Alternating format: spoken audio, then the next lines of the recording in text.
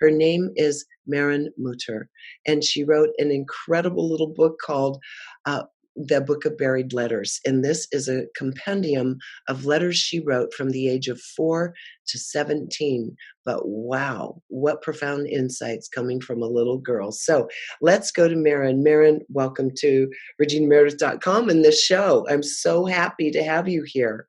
Hi, Regina. It's nice to see you again. Thank you for having me. Grew up in Portland, Oregon. I was actually born in Omaha and adopted, and about 5 days old, switched out to the Pacific Northwest, where I grew up with, the rainforest in my backyard and pretty much nature everywhere. And I really connected with nature and started listening to what it was telling me. And what it was telling me was not necessarily what everybody else in the world, person-wise, was telling me. There was other hints that there is so much more out there. And I started meditating at a very young age. I started meditating probably at 2 or 3 years old, putting myself into transcendental meditations that allowed me to physically leave the body spiritually. So my physical body was back and my spiritual body left, and explored the universes and explored different connections that we have between here and the other side of the veil. And what I found was we all connect this way, and we all have this ability for what I call a personal mediumship. And this is how we gain all of our knowledge here. So as we're growing here and as we're learning here, what's happening is we're not picking up information outside of our body.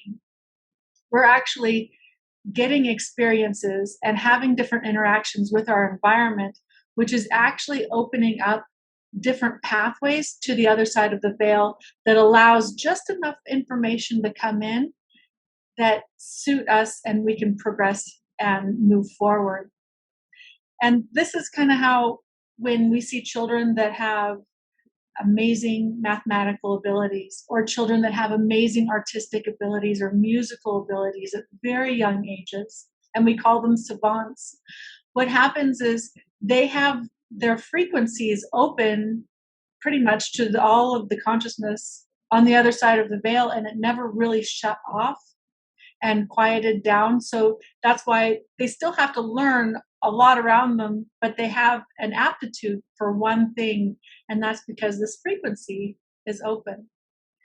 And for me, I had a lot of these frequencies open, and they never really shut off. So my memory went back to infantile memory, in utero memory, but then also connected to pre-birth memories and past life experience memories.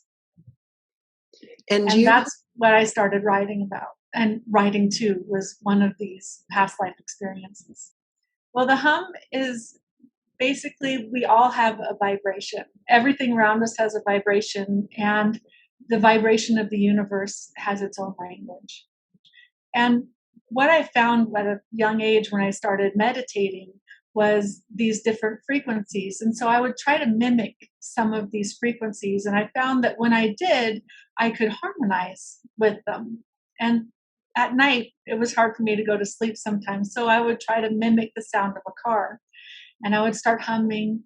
And then I'd change the pitch of the hum to go a little higher, a little lower. And all of a sudden, it started opening up different avenues and different pathways. And I found that I could start going in to these different frequencies, like spiritually, and harmonizing with them. And at 3 years old, this one instance that we were talking about with the near-death experience is there's kind of a whole range of frequencies that opened up, and I decided to go and explore. And I went out of my body and I started exploring, and it was magnificent. The things that I was seeing and being part of, and this geometric world out there was just awe-inspiring. And I felt my heart stopping, and I felt my lungs stopping and pretty much ceasing completely.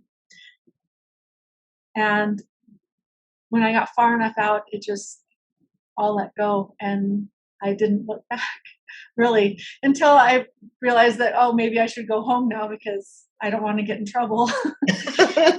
There are those And responsibilities to mom and dad. exactly. So I turn around and it was almost like there's this little tether, like a little rope, and I start pulling myself back. And I think that was probably the time that my father was resuscitating.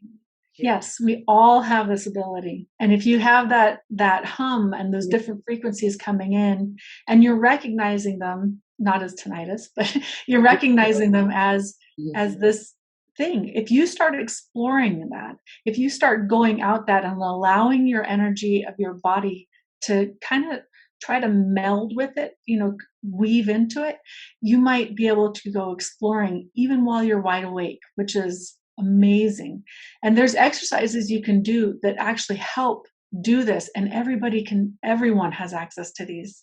Would you be willing to share, say, one exercise with us for anyone who wants to start following the hum? Yeah. Okay. Well, this is the easiest exercise, and this is what I usually get people started from. And it's not necessarily, we're not going to do audibly. What we're going to do is we're going to create the circuit, because our body is an electromagnetic circuit, and we're going to open up this circuit. And it feels like a childhood game, but it's a lot of fun.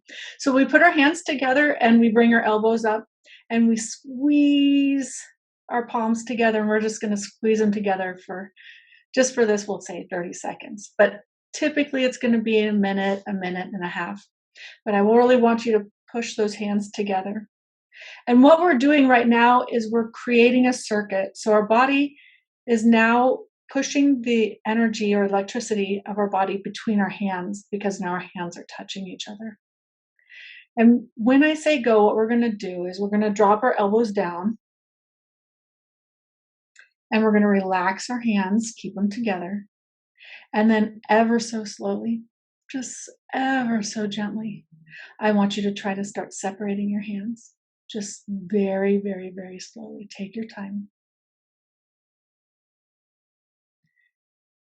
And then what you will see when your hands are separated is you'll feel a heat and a vibration between your hands.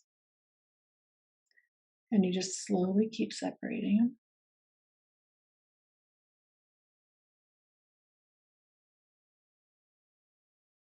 And you'll feel like your hands are still connected. And if for some reason you're not feeling it right now, just when you do the exercise, you're going to do it longer than the 30 seconds. And eventually, what's going to happen is you can get your hands out about shoulder width apart. And then if you want to actually feel the energy stronger, you would ever so slowly, like really slowly, try to bring your hands back together. And you'll actually run into almost like a plasma ball. You can almost feel it in there. Yes. And what you're feeling inside there is the other side of the veil. Interesting. So that's something we can all do, and it's powerful. As you try to put your hands back, there's resistance because there's so much energy. Exactly. And what is really neat is when you practice doing this and you start doing that, then you can actually start calling upon this plasma without putting your hands together. Mm-hmm. You can say, you know what, I want to hear something a little better, or I want to feel something, and you can actually pull it to right here, and it enhances the spiritual sense of your hearing. You can bring it to your third eye, and it helps open you up, and it actually helps you connect with everything around you, so you can actually put your entire body into it. It's not like a force field or a shield or anything. What it is it's just expanding your body, your energy that you make, your hum, your resonance out to the rest of the environment around you, which is fabulous.